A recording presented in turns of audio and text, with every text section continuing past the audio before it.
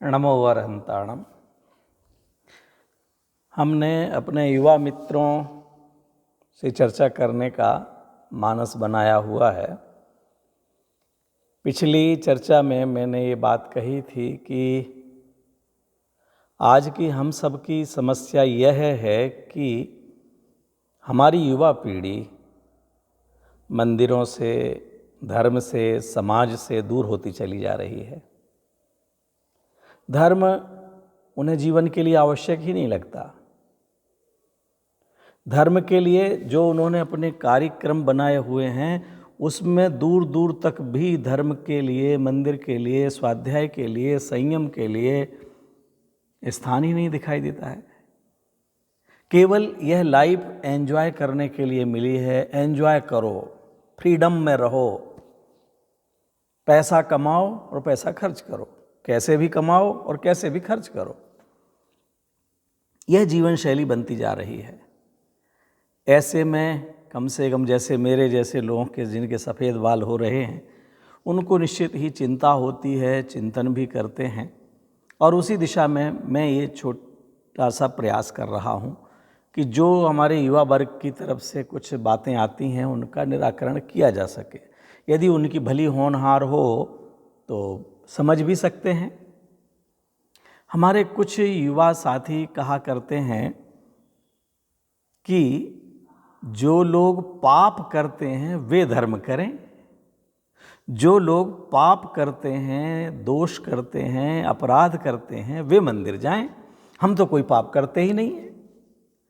हम तो अपनी पढ़ाई कर रहे हैं, ईमानदारी से कॉलेज जाते हैं, यूनिवर्सिटी जाते हैं, जो पढ़ाते हैं उसको ईमानदारी से पढ़ते हैं, परीक्षा में कोई चीटिंग नहीं करते हैं। किसी तरह का हमारे जीवन में तो कोई पाप ही नहीं है। हम किसी को मारते नहीं हैं, सताते नहीं हैं, बेईमानी करना नहीं चाहते हैं। जो लोग जॉब में आ गए हैं वे कहते हैं हम बिल्कुल समय पर जा कर के काम करते हैं, अपना काम समय पर करते, अपना काम स्वयं ही करते। अब हमें जो ईमानदारी से मिल रहा है 1 नंबर का, हम टैक्स भी पूरा देते हैं। जो हमारे लिए पैसा मिलता है उसको हम अपने खाते पीते हैं।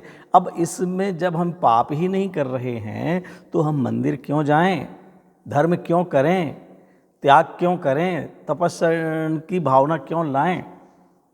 मित्रों, ऊपर ऊपर से सोचने पर लगता तो यही है कि सच में ये व्यक्ति किसी को मार नहीं रहा, किसी से झूठ नहीं बोल रहा, किसी की चोरी नहीं कर रहा, किसी पर स्त्री को या कोई लड़की है तो किसी नया कोई बॉयफ्रेंड नहीं बना रहा, किसी के साथ घूमती फिरती नहीं है, अनाप शनाप किसी का अतिक्रमण करके पैसा भी नहीं जोड़ रहे हैं। तो ये तो हिंसा, झूठ, चोरी, कुशील, परिग्रह 5 पापों से बचे हुए हैं। पर मित्रों, ये जो 5 पाप या इनका जो स्वरूप आपने जाना और कहा है, ये जो LKG, UKG कक्षा 1-2 में पढ़ते हैं उतना है। सच में जो अपने आप से दूर ले जाते हैं वे सब पाप हैं। सच में जो अहिंसा धर्म का पालन नहीं करते या जिन कार्यों में नहीं होता वे सब पाप हैं। जिनमें वीतरागी देवशास्त्र गुरु का स्मरण नहीं होता, जिनमें अहिंसा धर्म का, दया धर्म का पालन नहीं होता, क्योंकि दया तो धर्म का मूल कहा गया है। अब आप विचार कीजिए कि आप सब जो दिन भर करते हैं, 24 घंटे में जो काम करते हैं, क्या उनको पुण्य कहा जाएगा? व्यापार करना पुण्य है, होटलों में जाकर के खाना पुण्य है, रात्रि भोजन करना पुण्य है, बच्चों के साथ पिकनिक मनाते रहना ये पुण्यकारी है, धर्मकारी है। अलग अलग तरह से हम सेलिब्रेट कर रहे हैं, आज ये एनिवर्सरी है, कल वो एनिवर्सरी है, ये पुण्यकारी है? इन्हें पुण्य नहीं कह सकते। अखबार पढ़ते रहना पुण्य है, व्हाट्सएप चलाना पुण्य है, फेसबुक चलाना पुण्य है, उस पर तरह तरह की सेल्फी लेकर के अपलोड करना, मजाक करना, चुटकुलेबाजी करना, देखना, पिक्चर देखना, सीरियल देखना, राजनीतिक समाचार सुनना, अखबार पढ़ना, सोना, खेलना, इनमें हमें हिंसा, झूठ, चोरी, कुशील, परिग्रह जैसे पाप भले ना दिख रहे हों, लेकिन क्या ये सच में इन्हें पुण्य कहेंगे? हम इनको धर्म कहेंगे? टेलीविज़न देखते देखते हम उसमें नाच गान चल रहा है, इश्कबाजी चल रही है और हम खुश हो रहे हैं। ये कुशील नहीं हो रहा है। कोई दूसरा हीरो दूसरे विलेन को मार रहा है, हम खुश हो रहे हैं। बहू सास को या सास बहू को प्रताड़ित कर रही है और सास या बहू यहाँ बैठे बैठे खुश हो रहे हैं। ये इसे हिंसा नहीं कहेंगे, हिंसा में आनंद मान रहे हैं। आपने जो भले 1 नंबर से पैसा कमाया और उससे बंगला बनाया, मर्सिडीज गाड़ी खरीदी, ओडी गाड़ी खरीदी और उसमें बैठ कर के जा रहे हैं और दूसरों को छोटा समझ रहे हैं, अपने आप को आनंद में मान रहे हैं, इसे परिग्रहानंदी रौद्र ध्यान कहते हैं। किसी के जीने मरने पर हम खुश हो रहे हैं या दुखी हो रहे हैं, राजनीतिक चर्चाएं करके किसी को प्रधानमंत्री बना रहे हैं, किसी को हटा रहे हैं, किसी को कुछ कह रहे हैं, किसी को कुछ कह रहे हैं, ये सब भैया पुण्य नहीं है। ये जो 24 घंटे हमारे जीवन में कार्य होता है, वे सब पाप कार्य हैं। उन कार्यों को करते समय आपको जो यत्नाचार के भाव आते हैं, दया के भाव आते हैं, दूसरों को प्रसन्न देखने के भाव आते हैं, दूसरों की प्रसन्नता के लिए, सुखी होने के लिए कुछ करने का भाव होता है, वह तो पुण्य भाव है। बाकी का सब पाप भाव है। घर में बैठे बैठे एसी की हवा खाना और टेलीविज़न देखना ये पुण्य नहीं है, ये पाप है। पुण्य के उदय में तो मिला है, पुण्य के फल में हमें एसी और टीवी मिला है, लेकिन आप बैठे बैठे पाप कमा रहे हैं। पुण्य के फल में आपको अच्छी नौकरी मिली है, लेकिन उस नौकरी से प्राप्त पैसों को चौपाटी पे ले जा करके आप चाट समोसे खा रहे हैं, पिज्ज़ा बर्गर खा रहे हैं, बड़ा भारी पाप कर रहे हैं।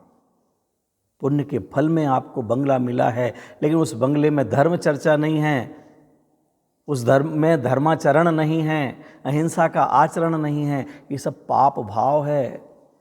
अपने बच्चों को आगे बढ़ाना, आगे बढ़ने के लिए पढ़ाना, उनके साथ घूमना फिरना, ये पुण्य भाव नहीं है, ये भी पाप भाव है। आपको क्या लगता है कि जो मुनिराज तपस्चरण कर रहे हैं तो उन्होंने पाप किया इसलिए वो धर्म कर रहे हैं? आपके माता पिता मंदिर जाते हैं तो क्या उन्होंने पाप किया था इसलिए वे मंदिर जाते हैं? दादा दादी मंदिर जाते हैं तो आप क्या विचार कर रहे हैं? वो उन्होंने जीवन में पाप किया इसलिए वो मंदिर जाते हैं? नहीं मित्रों। अरे जितना आपको सादगी भरा जीवन लग रहा है ना कि पाप नहीं कर रहे, इससे अधिक सादगी पूर्वक आपके दादा दादी ने, माता पिता ने जीवन जिया है। इस दृष्टि से तो उन्होंने जीवन में पाप किया ही नहीं। लेकिन नहाना, कपड़े धोना, कपड़े संभालना, नए कपड़े लाना, आभूषण लाना, शादियों में जाना, शादी करना कराना, नाचना गाना, ये सब पाप भाव कहलाते हैं। पाप की परिभाषा, पाप के स्वरूप को समझिए। केवल किसी की गला काट देना, हिंसा कर देना, उसी का नाम पाप नहीं है। झूठ बोलना, कुछ का कुछ बोलना, इसी का नाम पाप नहीं है। घर में बैठे बैठे दूसरों की निंदा करना, ये भी पाप है। दूसरों की चुगली करना, ये भी पाप है। दूसरों को नीचे गिराने की भावना होना, ये भी पाप है। हम कैसे भी आगे बढ़ें ये सोचना, ये भी पाप भाव है। अब आप ये भी के सोच सकते हैं साहब ये सब तो छूट नहीं सकता। कोई बात नहीं, कोई बात नहीं। आपसे भोजन, व्यापार, परिवार, मिलना जुलना, घूमना फिरना नहीं छुड़ा रहे। पहली बात तो ये तय करो कि ये सब भी पाप है। इस जीवन में हमसे छूट नहीं पा रहा है, लेकिन छोड़ने योग्य है। जिन्होंने इन सबको छोड़ दिया, उन्हीं मुनिराजों के सामने जाकर के हम नमोस्तु करते हैं। उन्हीं मुनिराजों के लिए नारे लगाते हैं कि जब तक सूरज चांद रहेगा मुनियों का सम्मान रहेगा। हमारे लिए नहीं, जो करोड़ों अरबों रुपए कमा रहे हैं उनके लिए ये नारे नहीं लगाए जाते। उनके पीछे कोई घूमता फिरता नहीं दिखाई देता। जो मंदिर में ऋषभ से लेके महावीर पर्यंत 24 तीर्थंकर भगवंत विराजमान हैं, वे धर्म के मार्ग पर चले थे। उनके जीवन में भी पाप था। आप घबराइए मत, पाप हो रहा है तो आपके जीवन में पाप है, इससे मत घबराइए, लेकिन पाप को पाप पहले समझिए। हम पाप को ही पुण्य समझ लिया, पाप को ही धर्म समझ लिया। अरे भैया, ये इतना 24 घंटे में हमारा निरंतर का जो समय जाता है वह सब पाप भाव है। चाहे वो राजनीति की चर्चा हो, व्यापार की चर्चा हो, परिवार की चर्चा हो, खेल कूद की चर्चा हो, ये सब चर्चाएं पाप भाव हैं।